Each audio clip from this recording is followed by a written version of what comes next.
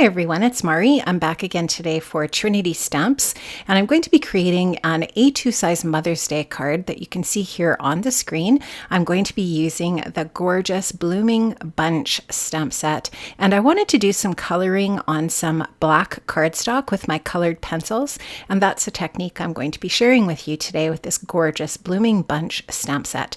So I have my Misty all set up here with some Lawn Fawn black cardstock, and I'm going to just treat that cardstock with my EK Success anti-static powder tool, and that is going to prevent my clear embossing ink from sticking to my paper. I just want that embossing powder to stick to this clear ink on 3 embossing ink.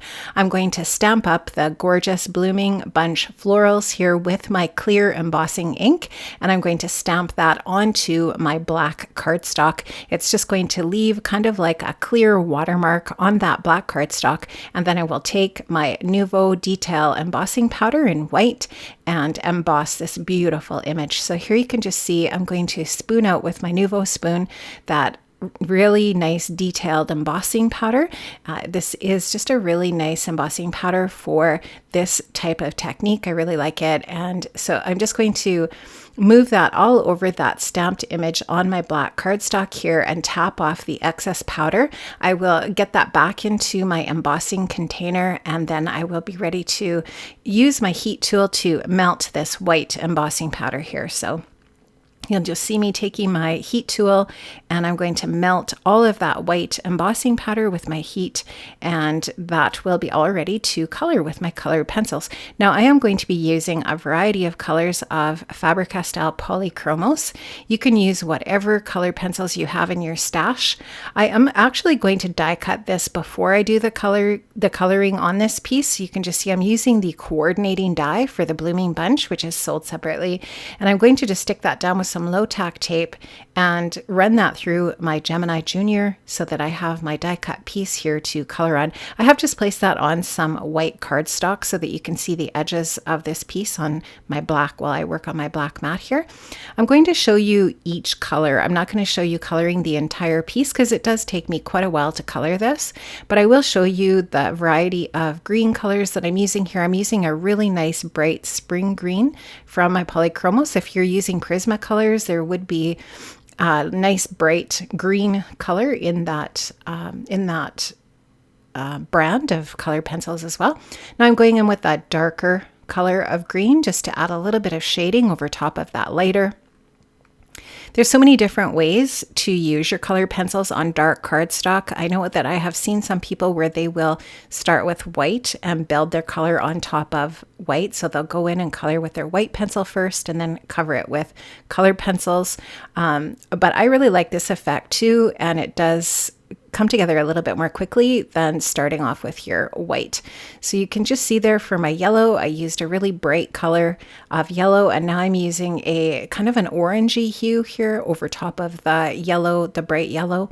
And then I'll go in with a darker orange to create a little bit of shading as well here on these petals that are kind of meant to be looking like a yellow flower, kind of a yellowy orange flower, and just having fun blending the colors. The really nice thing about the Polychromos, and I know the Prismacolors blend nicely too, is you can just, spend time working with the colors back and forth, blending them until you're satisfied with the color that you get, and just have fun with it. Just play around with it. If this is a new technique to you, go ahead and try some samples and practice and work with your colored pencils on dark cardstock like this until you sort of feel more comfortable with it.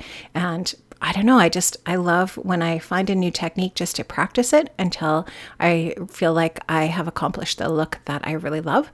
Now this is a really nice light pink, so one of my flowers is going to be a pink color. I'm going to go in with a lighter color over top of that in kind of more of a magenta hue, and you'll just see me adding that in kind of at the base of the petal. And I'm also going to add a lighter pink and then almost kind of like a burgundy to this leaf, or I should say this petal as well. So going back with that original color, the first color of pink, and now that really dark kind of a burgundy color is going to add just a really nice shadow layer or shade layer at the base of the petal. So I'm just going to finish that off. And I also just do a little bit of flicking with this color as well to almost create like a little bit of a line in the petal. As you know, some flowers do have that kind of like a stripy look to them, and I wanted to kind of try that too. This is the lightest color of pink that I'm using on the tips of the petal. I think I'm probably just sharpening that. It's really important to work with a sharp pencil, and I do have a really nice sharpener that I use just always have handy when I'm using my color pencils, just to make sure that I have a nice pointy tip to work with. It's nice to get into those smaller areas. It's really important too not to run over top of and go up against your embossing with your sharp tip, because it will actually remove the embossing. So you have to be careful. Try to stay away from the embossing with your color pencil as much as you can. And I think this is where I add those flicks. So you can just see I'm just kind of going and flicking in sort of like some lines at the base of the petal, just to make it look a little bit more realistic. I really like that look, and I love that rich burgundy color. It's kind of like a Merlot or something. It's gorgeous. I love it. And now I'm going to do a blue leaf. So I'm starting off with just a really nice, kind of like a cornflower blue, a really nice light blue. And I'm going to go over all of the petals with that color, and then I will go in and add some of the darker. And again with the blues, I am adding some darker over top of the lighter shade. So I'll get all of the light color down, and then I'll take one of the darker blues that's going to be complementary to that blue, and just add in some shading at the base of those petals as well. And again, adding a few little flicks and lines here and there to add a little bit of realism to the petals.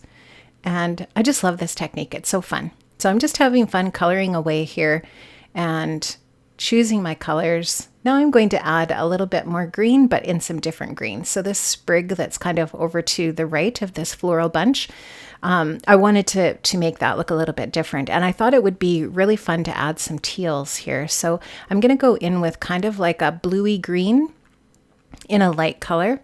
And now I'm going to add some really pretty teals. And my card base is actually going to be teal for this card. So I thought that it would be nice to bring some teal into the floral area as well. So here you can just see I'm adding that teal at the base of the petal, over top of that lighter green. And now I've actually found a really super dark teal as well, or actually this one is a brighter teal, not necessarily darker, just kind of like a brighter teal, and I'm going to add some of that in as well. I'm going to finish those teal bits off with some white. So at the very tip of those petals, I'm going to add some white over top of that. And I really like how that looks. It just adds this really nice soft kind of lightness to it. And it is fairly opaque, but you can still kind of see the blue underneath. Now I am going to use the 4-bar card builder die set. This is my favorite die set from Trinity Stamps. I'm going to use that stitched rectangle. I have used that on this piece of Neenah Solar White cardstock. I have that stuck down to my mat, my black mat, with some Sizzix sticky grid, and I'm going to go over top of that with the Slimline Stripes stencil. This is a really fun stencil, and I'm working with the lines on the stencil. I'm not going across them. In that way you will achieve the paste going where you want it instead of underneath the stencil. So I'm going with the lines, those diagonal lines, with my Nouveau Glimmer paste in Moonstone. And here you'll just see the reveal. That looks so pretty. And that's going to be the base for that floral piece for my card front. Now the sentiment I'm using is from the a sentiment for almost every occasion stamp set, and I'm going to use a Happy Mother's Day sentiment here since Mother's Day is coming up. And although sadly my mother has passed, my mother-in-law will be the happy recipient of this beautiful card. And so this is going to be heat embossed as well. I've stamped that out on some black cardstock, and I am going to heat emboss it with some white embossing powder here. Again, that same white embossing powder, same black cardstock, and I'm trying not to burn my fingers. Anyways, okay, so going to just heat that up and melt it. Now this die that I'm using again is from the 4-bar card builder die set. if you do not have that die set, I'm just going to say you better grab it because it is amazing. At least that's my advice. It's a really great set. So I'm going to trim out my sentiment with this die, and then I'm actually going to trim the ends off. It was a little bit too long for this sentiment, so I just trimmed off the excess with my trimmer, and that will be all ready for my card. Now I'm going to add some liquid adhesive to the back of my card front base. This is the piece that I added that stenciling to. I'm going to add that to a piece of cardstock that's a little bit larger than my 4-bar card die, and that is going to just frame in nicely in black. And now I'm just adding some foam adhesive to the entire back of that black cardstock panel there, and I will adhere that to my Tranquil Teal card base. I'm using some Gina K Tranquil Teal for my card base here. It is die cut to 5.5 by 4.25, and here you can just see how nice this beautiful colored piece is going to be on top of our beautifully stenciled white piece, and then that black border, and then our gorgeous Tranquil Teal card base. So I'm just going to go ahead and add my floral piece onto that stenciled front with some foam adhesive and get that all stuck down. I think I'm just grabbing some small foam squares for that top part, and I'm going to go ahead and add that onto my card. Love how that looks, and I'm going to add my sentiment on there with a little bit of foam adhesive as well. And to finish off my card, I'm going to do a little bit of highlighting with a white gel pen, so you will see me doing that here as well, just to add a few little highlights to the different areas that I have colored. I really love this coloring technique on black cardstock. I think it's super fun, and it does take a little bit of time to do. I will be perfectly honest with you, but it is something that you could do in front of the TV, or it's just, I feel like it's so relaxing and it is very enjoyable.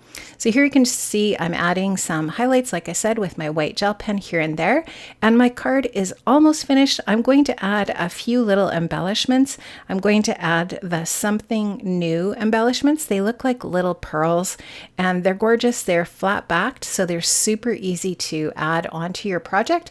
All I did was I just dropped a little bit of glue in 3 different areas and popped those little embellishments on there, and my card is finished. Thank you so much for watching, friends. I really enjoyed sharing this with you today. Make sure you check the description box below for links to all of the products that I've used from the Trinity shop.